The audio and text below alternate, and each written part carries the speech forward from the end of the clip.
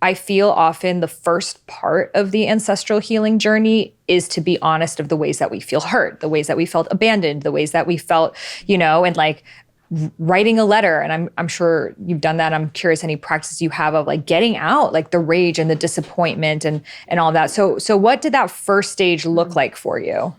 Honestly, a lot of bypassing in the beginning and going straight to the magic, straight to the light, right? With yoga, more so. And even with cacao supports you to come into your heart and the inner child so that you can kind of reparent. And the practices that I learned supported me in really reparenting. I remember this one really potent practice. I was in Costa Rica actually, and there was this Guatemalan brother. We were just paired together. And he, in this practice, was playing the part of my father. He just happened to be Guatemalan. It was wild.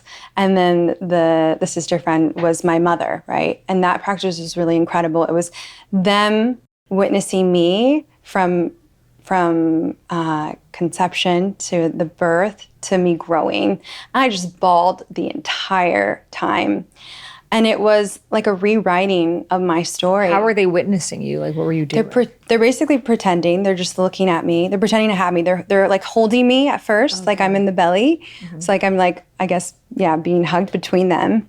Yeah, and then they're speaking on what it looks like. Like in the beginning, we're having you in this beautiful way. You're planned, like you're meant to be here. We want you here. It's so beautiful. There's a fireplace happening. It's crackling. I'm on this incredible, this beautiful bed. There's candles and fruit, and it's so orgasmic. And also the birth is orgasmic, and you're just brought in with so much joy and bliss. And we just love you. We're so proud of you. The word, hearing, I'm so proud of you, like makes me want to cry right now because that's what I wanted to hear from him, right? Mm-hmm. Yeah. So it was so special. And how powerful the way that we can rewrite our experiences through that of recreating the birth that we deserved, but because of the human sides of them, they wanted that, but they were not able to provide that because of hurt and ego and societal structures and all the different things. So I love that practice of like witnessing two people recreate your birth in the way that you would want, and then witnessing that, and then that actually rewrites your memory. And it's like, that is actually spiritually how you were born. Exactly. And how beautiful to have that experience. Like, yeah, and that's an invitation for everyone. Like maybe write it out and just use your imagination to tap into it. Imagination can make anything real and feel real in the body. So write it out and see it for yourself, what that can look like. Right. So then later on, my practice has been coming into like forgiveness and understanding that he was a human, having an experience, and he wasn't perfect by any means. But more recently, realizing that there's some gifts that he really passed down. And it's almost as if he passed the torch to me, right? Learning that he was into spirituality. I had no idea.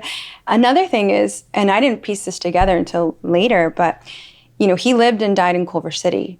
I moved to Culver City later that exact same year. Like the first place when I moved to LA was Culver City.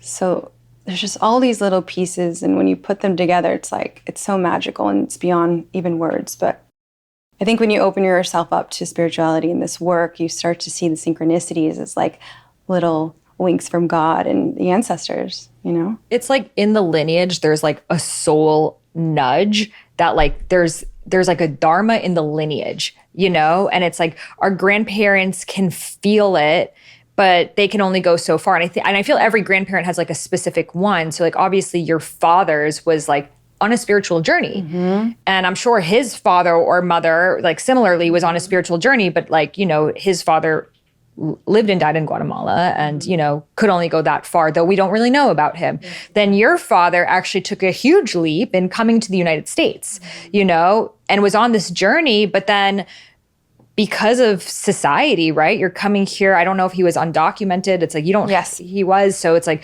you can't just apply for a job, you got to do what you can to get by. What are the things you can do to get by? Gangs, and it's like, that's what how our systems are. And they're benefiting off of that. That's why they don't want legalization paths, especially for people from Central America, but for people from Europe, no problem, Yep. So there's the collective karma as well. And so it's like he had this part in him that wanted to awaken, and he was awakening, but then, the darkness around him. And I'm sure we know he was in an internal battle with it. And he took it so far to Culver City. Right. And you start there. It's literally passing the torch. It's literally like, this is how far I'm going to take it on the ladder of consciousness. And now you get to start right here. And I'm going to be supporting you and watching through you. And you're never going to have to go through the struggles that I went through, because I went through them and I cleared that karma so you can be here.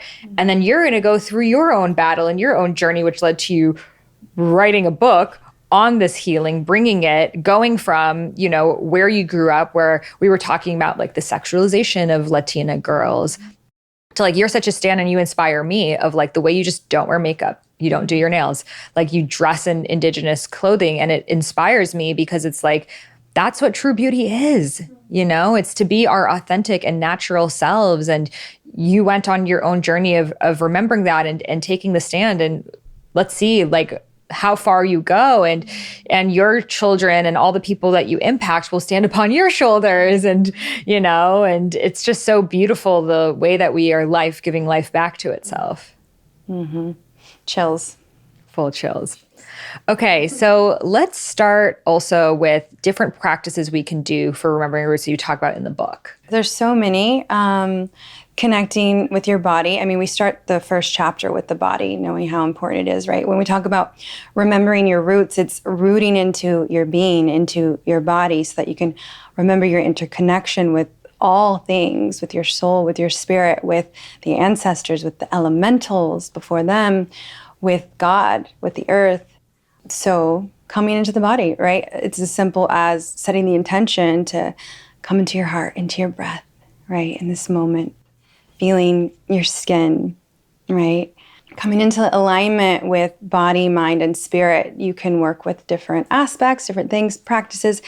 I love the support of ceremonial cacao and supporting that alignment, knowing that that's an incredible ancestral plant ally that is literally here with an intelligence to support you in that, in remembering your roots, remembering your ancestors and your interconnectedness. Connecting with your inner child through visualization. Yeah, let's talk about inner child, because that's huge. That's something we really bond on. So let's say someone's like, I don't even know what I like to do as a child. Like, I can't even remember. I just remember I had a bad childhood. Like, how can they start connecting with what they loved? Feel into things that you like now, because you probably, the things that you liked as a kid, you're probably going to like now, right? So start to feel into the things that you like, the music that you like what makes you light up, what excites you. If there isn't music, what is maybe a movie that really did it for you, right? Go watch a Disney movie that you used to love, a Pocahontas. We were bonding over Dumbo. Whatever it may be that just kind of puts you into that state of remembering your inner child there.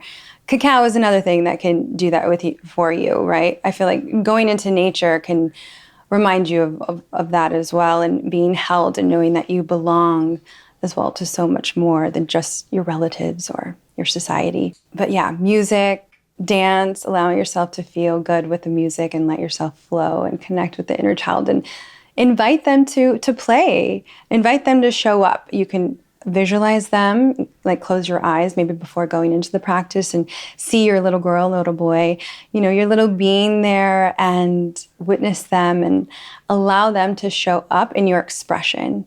So if you put on a song that you love, allow them to dance however they want to dance and express themselves. And maybe that's like doing cartwheels or something, or rolling around on the floor, but just like go and play and have some fun, or eat some ice cream. It can be really simple things.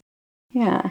Yeah, I feel like dancing is a huge way that we do it, of just like our morning practice recently is we just like play a song and we just dance. And even at the beginning, it's like we've both been like waking up and working, and we're like, let's play the song. And like one song shifts the entire mood. Then we went to the Dharma Coaching Institute students, because you're in Dharma Coaching Institute, we danced, and the ripple effect it had on them. And it's like, fun. All it takes is like the permission slip of one person to be like, hey, we don't have to be serious adults all the time. Like, we actually, our inner children are with us. They're experiencing life through us right now. Playfulness is so needed and so important. Yes.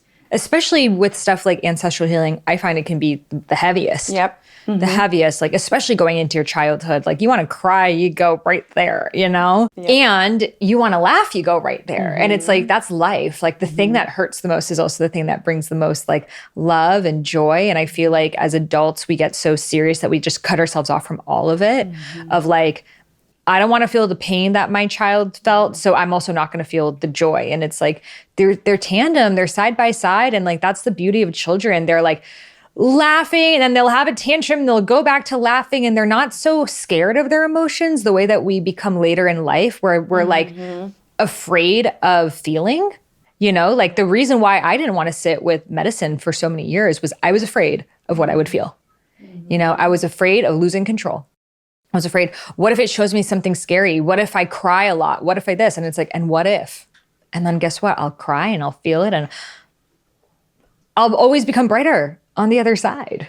The depth that you can go right into that grief is the level that you can go into that gratitude, into the bliss. So yeah, we're meant to feel it all, and we can only heal if we feel as well, right? So, and all of it is just, it's really beautiful. And I think when you hold onto the thread of gratitude, which is also a big part of the book, we can hold onto that thread of gratitude for everything that you experience through all of the challenges and everything, just holding on, right, to the thread of like, can I see the light in this? Even in this, can this support me in my evolution, in my growth, in my expansion? If you can hold onto the thread of gratitude, it can really support you through all of life. And I feel like people think, oh, like gratitude is like, it's like spiritual bypassing and stuff. But it's like, it's actually not only ancient, it's also scientific. Yeah, exactly. It is the staple of every indigenous culture. Gratitude is essential in all cultures. It's being in reciprocity for all things. It's being in reverence for life, allowing you to honor life, to honor this experience that we have. And it's also like the highest vibration. It's a giving and receiving of love. It's like the highest state and frequency that you can be in when you're in gratitude.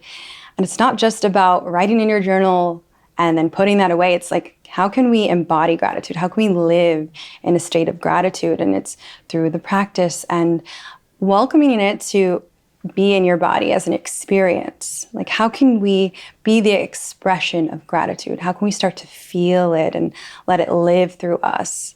I like to welcome people to like feel how grateful you feel for being alive. Feel gratitude for the seat that you're sitting on. Feel gratitude for this body that we have. Feel grateful for these arms and these hands, for this breath, right? Feel gratitude for the little things and the big things, for the things that are maybe not even here in the physical, but the things that we want to feel into in the future so that we can make that real, right? We start to magnetize those things to us when we can feel into them already. We can make them real with our imagination. So yeah, gratitude is like, it's beautiful. It's life.